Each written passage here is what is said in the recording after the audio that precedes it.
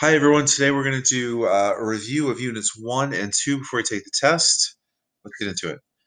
So the first thing that we talked about was a review of the circular flow model. We learned about this in microeconomics, but real quick, here's the flow of money around the economy. So we have individuals that provide their labor in the resource market because businesses demand labor. To them, it's a cost.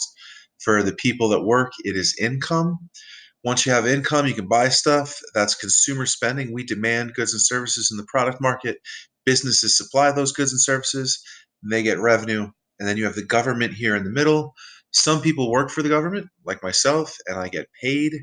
Everybody pays taxes towards the government. In return, they get public goods and services back from the government. Sometimes the government gives transfer payments to individuals that need help in the form of welfare, Social Security, etc. Sometimes governments help businesses, and that's called a subsidy. And governments buy things from the product market just like people do. So there's government spending in the product market, and the government gets goods and services from the product market as well. All right. So, quick vocabulary: the private sector is the part of the economy that's not run by the government, and the public sector is the part of the economy that is run by the government. Factor payments are the payments for the factors of production, the resources that go into producing everything. So, land or natural resources earns rent in economics terms, labor earns wages, capital earns interest, and entrepreneurship earns profit. Transfer payments, when the government transfers money from one worker like a young working person to somebody who's retired in the form of Social Security, or somebody that has money in and gives it to somebody who doesn't have money in the form of welfare, something like that. Redistribution of income. And subsidies are payments to businesses when the government helps out a business. All right. Now we started really getting into the main idea of Unit 1, which was the idea that every economy in the world has three major goals. Number one, to promote economic growth. Number two, to limit unemployment. And number three, to keep prices stable and control inflation. So, goal number one is to promote economic growth. Macroeconomics was invented pretty much after the Great Depression, and the economy collapsed globally. And so the whole field of macroeconomics was invented to figure out why it happened and to prevent it from happening again. So promoting economic growth is the number one goal of economies, to keep that from happening ever again. So an important number we use to see how the economy is doing is gross domestic product. That's the most important number that we use. Gross domestic product is the dollar value of all the final goods and services produced within a country's border in 1 year. So gross domestic product is good for seeing how you're doing from year to year, and then also compare how you're doing compared to other countries. Now, how are the people inside the country doing? Well, the best number for that is GDP per capita or per person. You take the GDP of the country and you divide it up by the number of people in the country, and that gives you uh, a good number for seeing how life is for the average person inside the country. What's not included in GDP? Intermediate goods, right? So we don't count the eggs that went into the cake that the baker sold. We only count the cake. Non-production transactions like financial transactions, selling stocks and bonds, that doesn't count. Unless you're a stockbroker, your income, your the service of selling stocks and bonds for somebody else, that would count. But just an individual selling their stock to somebody else doesn't count. Selling used goods doesn't count because they weren't produced this year; they're just being sold again a second time. And non-market or illegal activities, the government has no way to keep track of those. So, yeah, household production, if you make something for yourself at home, you do a DIY project for yourself, or if you sell something that's illegal, it's not included in GDP. So how can you measure growth from year to year? It's just the percent change formula. So you take the new year minus the old year, divided by the old year, times 100 to make it a whole number, slap a percent symbol in front of it, and that will give you the change in GDP. So year two minus year one, divided by year one, times 100 gives you percent change in GDP. Now, two ways to calculate GDP. There's the way that's the most common and the most important, and really the main one that you need to know is the expenditures approach. We just add up all the consumer spending, all the investment spending. Remember, that's spending by businesses to become more productive. You add up all the government spending and you add up net exports, and that will give you GDP. There's also the income approach. This should give you the exact same number. You just basically add up all of the wages of individuals, all of the rental income. That's all of the income that's earned by people selling natural resources or land in economics terms. All of the interest income. That's all of the payments for capital and all of the profit earned by entrepreneurs. And that's the other way to calculate GDP. It's called the income approach. All right. Now, two forms of GDP. There's the nominal GDP and the real GDP. Nominal GDP just measures how much we produce and how much it got sold for, but it doesn't take into account inflation from year to year. It doesn't take into account how prices fluctuate um, over time. So real GDP is a better number because it adjusts for inflation. Real GDP uses constant dollars and then analyzes output using a base year's dollar amount, and that will show you a better number for knowing how the economy is growing. Looking at real GDP is much better because if the prices stay the same and real GDP goes up, that means that we produce more output, which is real economic growth. All right, over time, here we have a graph. The real GDP is here on the y-axis, time is on the x-axis, and there's ups and downs in the economy. We have periods of economic booms, but the problem with the peak is that there's inflation. We have lows, that's a trough. Problem with that is there's unemployment, people are losing jobs. So when we're at a peak and we go to a trough, that's a recession, the economy is contracting, and then we recover and we expand, and that's a period of recovery or expansion. Now the trend in between all the peaks and troughs is called the full employment line. This is the goal. This is like the rails of the economy. The government's always trying to keep the economy on the rails. We want nice, slow, steady growth. So a recession is a period, 6-month decline in real GDP. If it's any longer than that, then it's depression. Goal number two for every country in the world is to limit unemployment. Now, what is unemployment? Unemployment, in economics terms, are all the workers that are actively looking for a job but aren't employed. And the unemployment rate is the percentage of people in the labor force who want a job but aren't working. So the unemployment rate is the number of people that are unemployed, not divided by all of the people in the country, but just the people that are in the labor force times 100. That's the unemployment rate. Now, there's three types of unemployment. There is frictional unemployment. That's temporary. People are in between jobs. You quit this job and you're temporarily looking for work. You're frictionally unemployed. Another one is structural unemployment. That's where the workers are doing a job that's no longer needed, and so they're going to have to come up with a new skill. Workers are going to have to learn a new trade to get a new job. The economy has moved past whatever old job it was that you did. So if you're a VCR repairman, society doesn't really need VCR repairmen anymore. You would be better off learning how to be maybe a computer repairman, and you won't be structurally unemployed anymore. Now, the really bad type of unemployment is called cyclical employment, and that's due to the business cycle, right? When there's a downturn in the economy, when there's a recession, people have good skills, they want to work, but people aren't buying stuff, and so demand for goods falls, and so workers get fired because people aren't shopping. That's cyclical unemployment. That's the worst kind of unemployment. So the natural rate of unemployment is we add up the frictional and structural, and that's considered the natural rate of unemployment. Natural rate of unemployment is fine. If the unemployment rate is just the natural rate, then the economy is doing great. In the U.S., the natural rate of unemployment is between 4 and 6%. So if our unemployment rate is 5%, that's fine. That tells us that we're doing good. There's only frictional and structural unemployment, which is always going to happen. If the unemployment rate is greater than the natural rate of unemployment, that tells us that there must be cyclical unemployment, and that's a problem. So, full employment is when we're producing the amount of GDP that we would produce at the natural rate of unemployment. So, if there's no cyclical unemployment, then we're at full employment, and that's exactly where we hope the economy will be. Now there are criticisms of the unemployment rate. Number one, discouraged workers. If you stop looking for a job, if you look for a job and you quit and say forget it, I'll just go on welfare, you stop being counted as part of the labor force. So therefore you don't get counted as unemployed because you're not looking. And also the unemployment rate just cares whether or not you have a job, but it doesn't look at the quality of the job. So if a person with an electrical engineering and a doctorate in computer programming gets a job at McDonald's, according to the unemployment rate, everything's fine. That person has a job. Congratulations. But that person obviously is underemployed. they're not getting paid the amount that they should be for their skill set, or they're not using their skills. Um, that would be better for the economy as a whole. And the third goal of every country is to limit inflation. Inflation is when prices rise, and when prices rise, that reduces the purchasing power of people.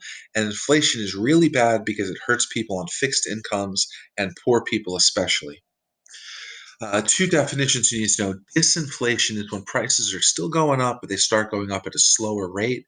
So if inflation was 5% and next year inflation is 3%, that's disinflation. Prices are still rising by 3%, but they're not rising as fast as before. Deflation is a decrease in the prices or a negative inflation rate. If prices start dropping and the inflation rate is like -2%, that would be deflation. All right, very important that you understand the difference between nominal and real. We talked about nominal GDP and real GDP. Well, we can also talk about nominal wages and real wages. So your nominal wage is just the number on your paycheck. Your real wage is adjusted for inflation and really analyzes how much stuff you can buy with your paycheck. Real wages are a much better way to calculate how the economy is doing, because that's what wages are for, is to be able to buy things, and real wages are adjusted for price changes. So there's nominal GDP and real GDP. There's nominal wage and real wage, and there's also nominal interest rate and real interest rate. The nominal interest rate is just the amount that's on the contract when you take out a loan, right? So the percentage increase in money that the borrower pays, not adjusted for inflation. So nominal interest rate is the real interest rate plus the expected inflation. The nominal interest rate is what the bank decides to charge you for a loan, for example. The real interest rate is the purchasing power that the borrower pays. So the real interest rate is adjusted for inflation. That's the thing about real versus nominal. Real is always adjusted for inflation. So the real interest rate is the nominal interest rate minus the expected inflation. So if the loan has a 10% interest rate, but expected inflation is 4%, really, right? Really, you're only paying back 6% in purchasing power. So that's nominal versus real. All right, so how do we measure inflation? The inflation rate just measures the change in price from year to year. So prices were this much last year, and this is how much they are this year. The inflation rate is just percent change from year to year. New price minus old price divided by old price times 100 gives you the inflation rate. Price indexes are an index number that's assigned to show how prices have changed year to year. So the main price index number is called the consumer price index. So the base year, the starting year, gets an index number of 100, and then every subsequent year, or previous year, if you want to look backwards in history, gets an index number as well. And so if the base year's index number is 100, which it always is, and the following year's number is their CPI is 125, that would tell us that prices rose by 25% between this year and the base year. So the formula for CPI is the price of the market basket, all of the goods that the government's tracking, divided by the price of the market basket in the base year. You multiply that one by 100, and it will give you the CPI, and that's another way to track inflation. Now, there's another price index number that you need to know about. It's the GDP deflator. So the GDP deflator measures the price of all goods that get produced, where the CPI really only measures the goods that are typically bought by consumers. So an increase in the price, CPI is a better inflation number for analyzing the how life is for the average person in the country. GDP deflator is a better number for analyzing the health of the economy as a whole, because it does look at the things that businesses buy that consumers don't, and it also looks only at domestically. The GDP deflator only looks at domestically produced goods, whereas CPI looks at all of the goods, including international goods, that your average American would buy. So anyway, the GDP deflator is the nominal GDP divided by the real GDP times 100. That's a price index number as well that we can use to calculate inflation. All right. Why does inflation occur? There are three reasons. Number one, the quantity theory of money. If the government prints too money, prices are going to rise. So the theory is this: you have the money supply, you have the velocity of money, how much it gets spent, and then that should equal the GDP. That's the prices times the output, right? Well, if everything else is constant, right?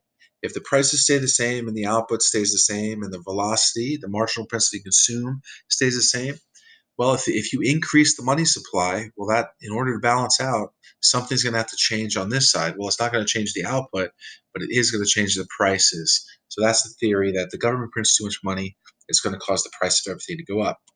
Number two is demand pull inflation. That's pretty simple. If aggregate demand shifts to the left, prices are going to go up. And cost push inflation. If aggregate supply shifts to the left, that will also create an equilibrium point that pushes prices up. All right. In Unit 2, we started looking at aggregate demand and aggregate supply and the Phillips curve and economic growth. So the aggregate demand curve we learned about first, it's downward sloping. Aggregate demand is the same as GDP. It is all the consumer spending plus all the investment spending plus all the government spending plus net exports. It's downward sloping. Why is it downward sloping? The wealth effect. When prices are high, people can't buy as much, and that decreases the quantity purchased. Number two is the interest rate effect. When prices go up, lenders charge higher interest because they want to get paid back more money to pay these higher prices. Higher interest rates decrease consumer spending. People are going to be less likely to borrow money. Businesses are going to be less likely to borrow money. There's going to be less spending. Aggregate demand goes down. And then there's also the foreign trade effect. If our prices go up, foreigners want to buy less of our stuff. And that means that our exports are going to go down, and that's going to reduce net exports. And that will also decrease the amount of GDP that we produce or the aggregate demand. Now, the aggregate demand curve can shift if the aggregate demand curve shifts to the right, just like when we learned in microeconomics about demand shifting to the right. Aggregate demand can shift to the right and the economy increases, or aggregate demand can shift to the left and the economy can decrease. Okay, that's aggregate demand.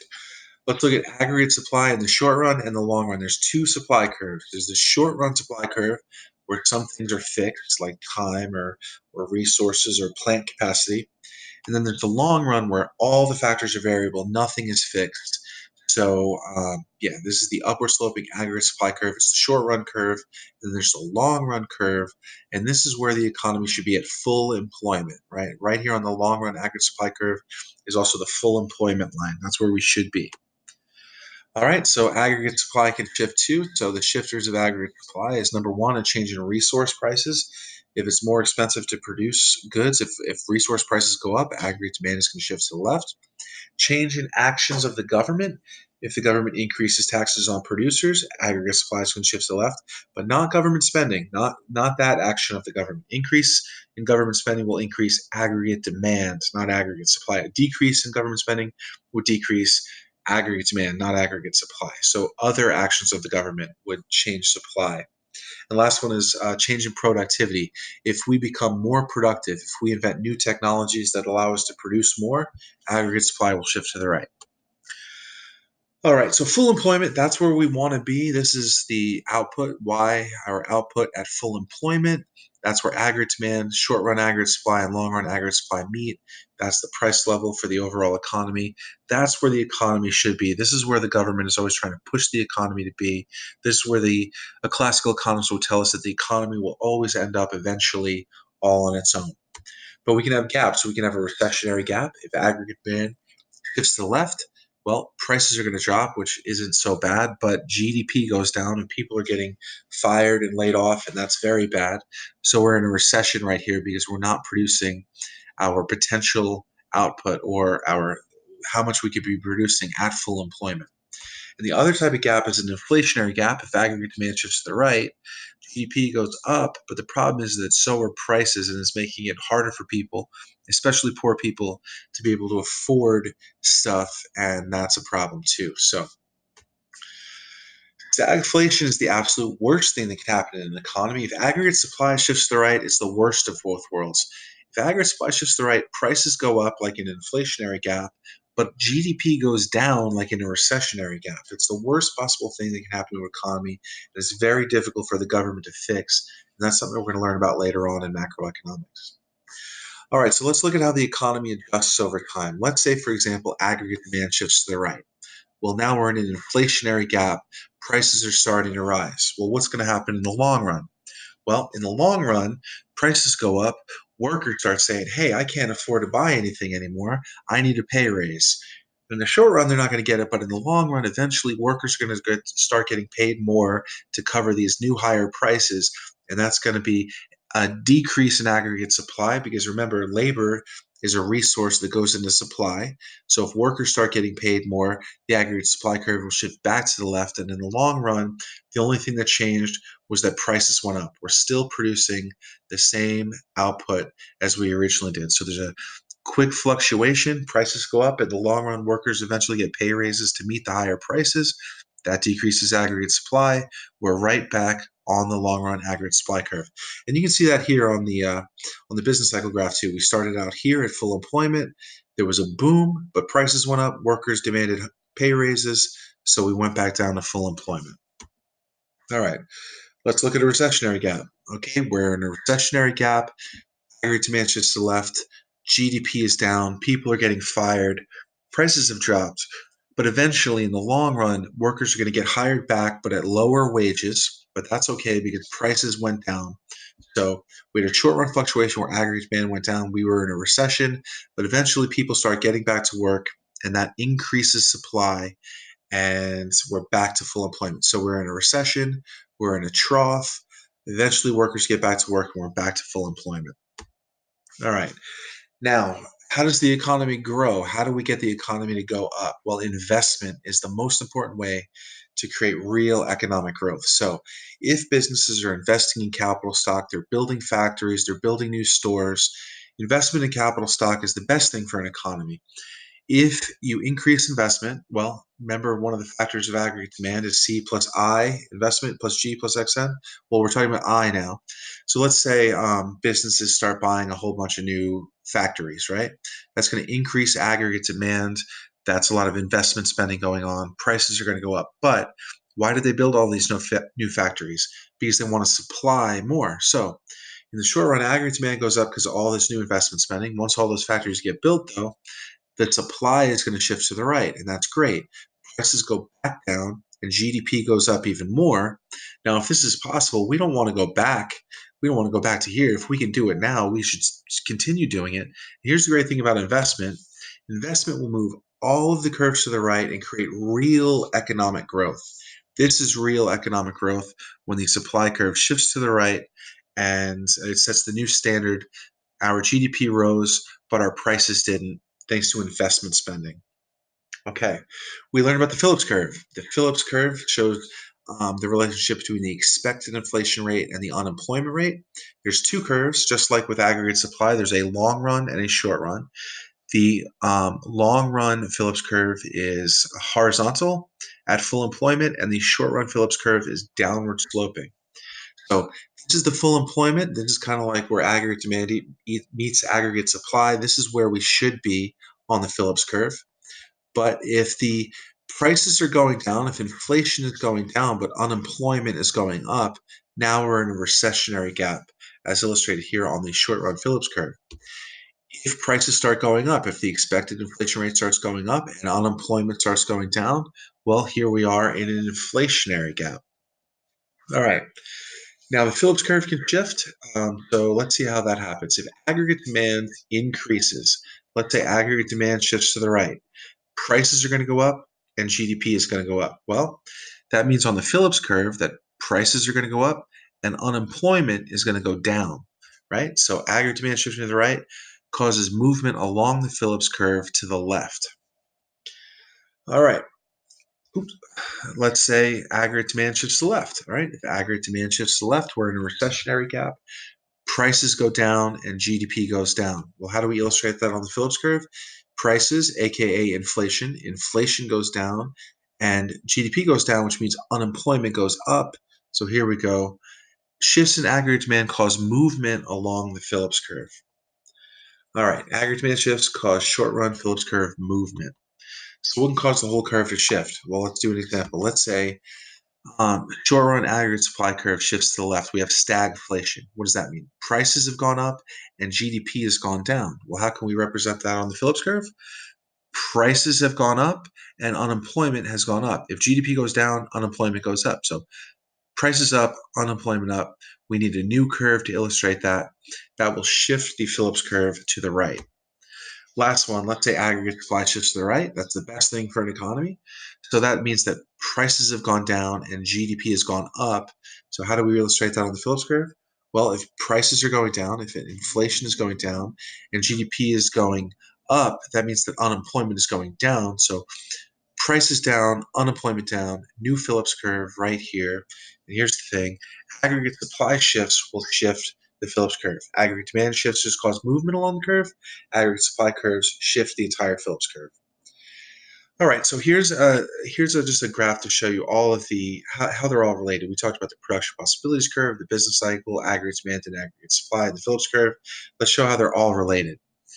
In a recessionary gap, we have aggregate demand shifting to the left, prices going down, GDP going down.